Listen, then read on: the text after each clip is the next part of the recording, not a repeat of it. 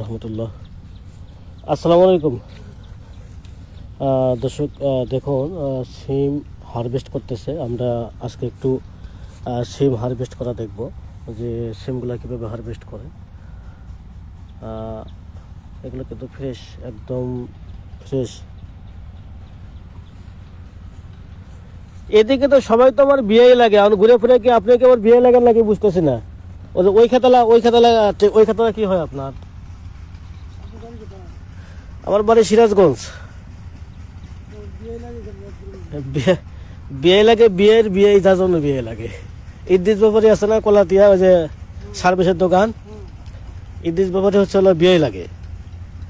এখন দেখা যায় তারই হলো মামাতো ভাই, ফুয়াতো ভাই, খালাতো ভাই, অমুক ভাই, তমুক ভাই, দুনিয়া সব কিছু হলো ঠিক তাদের মাঝেই।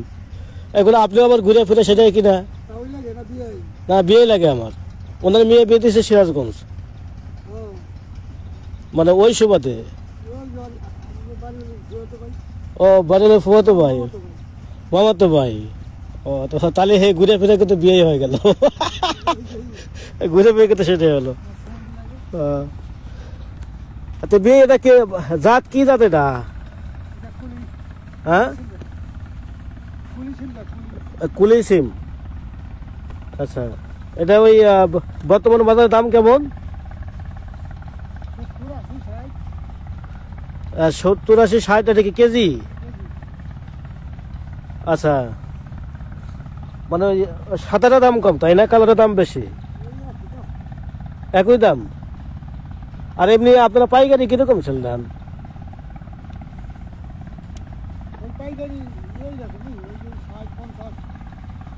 60-50 এরকম। তো এগুলা কি ঠিক আছে, এখন তো তুলতেছেন, এটা কি আপনার ওই বিকেলে বিকেলে তুলবেন বাজারে? কাল সকালে নেবেন? আচ্ছা আচ্ছা। এটা কত নম্বর তোলা হতেছে? এর আগে কয় তোলা দিয়েছেন? এই প্রথম? যাক আলহামদুলিল্লাহ।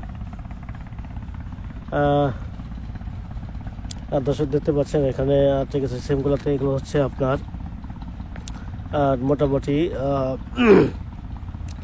60-70 টাকা করে মানে কেজি পাইকারি হারে। এটা কিন্তু আসলে জাত বেঁধে সিমের দাম কম বেশি। যেটা কালো যেগুলো আছে এগুলো ঠিক আছে এক রকমের দাম। এখানে তো জাত তো দুইটা আছে তাই না বিয়াই? সাদাও দেখতেছি। হ্যাঁ, দেখেন দুই রকমের জাত দিয়েছে। ঠিক আছে, এটা আবার একটু দাম কম আছে, এটা কিন্তু দাম আবার একটু বেশি। এটা হচ্ছে দামটা নির্ধারণ হয় স্বাদের উপর ভিত্তি করে। মানে কালো যেগুলো আছে এগুলো এটা টেস্ট বেশি হয় সাদাগুলোর তুলনায়। এগুলো হচ্ছে একদম ন্যাচারাল। আর দেখেন আসলে আমি ওখানে যাইতে পারছি না, অনেক দূরে। আমি একটু জুম করে দেখাচ্ছি যে শুধু যে হারভেস্ট করতেছে তাই না, পাশাপাশি গাছগুলোতে যদি কোনো সমস্যা থাকে, মানে পেঁচিয়ে গেছে, ওগুলোও সেরে দিচ্ছে। আপনি দেখতে পাচ্ছেন। আচ্ছা, আসলে শীতের সকালে যদি এরকম ফিল্ডে বের হওয়া যায়, ঠিক আছে, অনেক সুন্দর সুন্দর মনোরম দৃশ্য দেখা যায় এবং একটা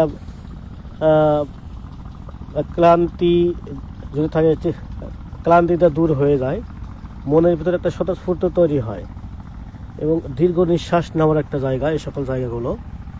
এবং এই সকল মানুষগুলো হচ্ছে একদম মাটির মানুষ। এরা এভাবে খেতে খেয়ে এভাবে সব কিছু উৎপাদন করেই কিন্তু আমাদেরকে দিচ্ছে, বিধায় আমরা পাচ্ছি। আর আমরা যাদের দোয়া করবো যাতে করে এদেরকে সুস্থ রাখে এবং ফলন বৃদ্ধির জন্য আর বিভিন্ন কৌশল অবলম্বন করে। তো বিয়ে আমি একটা ব্লগ করতেছিলাম তো, ঠিক আছে, এই জন্য আর কি। এবং তার পাশাপাশি হচ্ছে আমি বিভিন্ন জমিতে যাই। এই যেরকম এই জমিতে আসছিলাম, আপনি আমাকে দেখছিলেন কিনা জানি না, আমি 2 বার আসছিলাম। এখানে সে ট্রিটমেন্ট দিয়ে থাকি, যে যদি কোনো প্রবলেম থাকে সেই প্রবলেমগুলা সেক্ষেত্রে সেখানে কী ব্যবস্থা নেবে মানে সেটা ব্যবস্থা নিয়ে থাকি। ওষুধ লিখে দিই, আপনারা বাইরের দোকান থেকে বিভিন্ন জায়গা থেকে ওষুধ নিয়ে এসে আপনারা ব্যবহার করেন। যে কোনো ধরনের সমস্যা, হয়তো আপনার ফুল ফল ঝরে যাচ্ছে কিংবা ফলন ভালো আসতেছে না, গাছে মানে পোকামাকড় খেতেছে, কিংবা হালকা পছন্দ হচ্ছে, এরকম মাঝে মাঝে আসি, এসে একটু দেখা যায় কী ধরনের সমস্যা। ঠিক আছে, এটাই আর কি। তো দর্শক, ঠিক আছে, আজকে এই পর্যন্তই। ভালো থাকবেন। আল্লাহ হাফিজ। আসসালামু আলাইকুম রহমতুল্লাহ।